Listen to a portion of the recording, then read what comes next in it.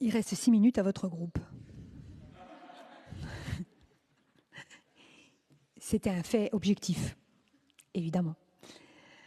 Bien, qui d'autre souhaite intervenir dans ce débat qui, je le rappelle, porte sur les perspectives de l'autonomie, offertes par l'autonomie? Jean-Alain Taré, Libero Toudrito. Merci Madame la Présidente. Voilà, mon intervention au nom de mon groupe se partagera en deux parties. Voilà, nous disons que la collectivité unique n'a pas produit les effets escomptés, que déjà nous sommes engagés dans une énième fièvre institutionnelle.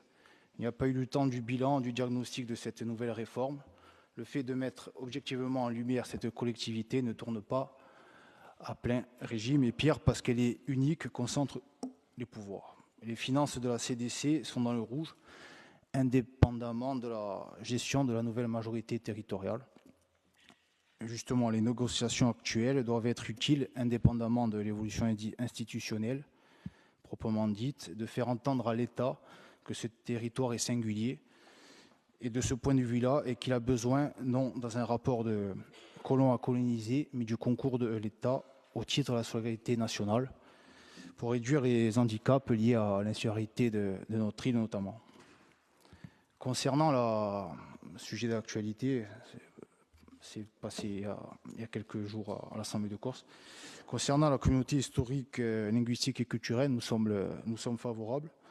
Je ferai 2 points d'histoire. Historiquement, j'évoquerai 2 personnalités politiques de ma famille. En octobre 88, l'Assemblée de Corse, sous la présidence de Jean-Paul de Rocazère, qui a été également député et maire de Porto Vecchio, avait adopté une motion qui affirme l'existence, j'ouvre les guillemets, d'une communauté historique et culturelle vivante regroupant les Corses d'origine et les Corses d'adoption, le peuple corse, je ferme les guillemets.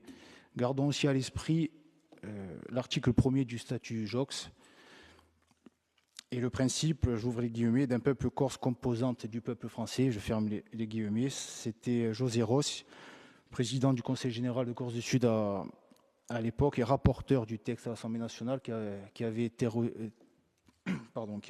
théorisé ceci en 1991. Concernant la consultation de la population insulaire, je dirais, comme dans la culture gaulliste, en pensant au référendum de 1969 de Charles de Gaulle, c'était un des présidents de la Ve République de ma famille politique. Je pense à son projet de loi relatif à la création de régions et à la rénovation du Sénat. Mais justement, il serait bien intéressant de consulter la population corse sur le sujet de l'autonomie en organisant un référendum local. Mais les Corses sont-ils réellement au fait de cette question? Ne sont-ils pas davantage préoccupés par le coût de la vie? Je pense aussi aux grandes difficultés à trouver un travail, un logement et à se soigner. Voilà, merci, j'interviendrai un peu plus tard.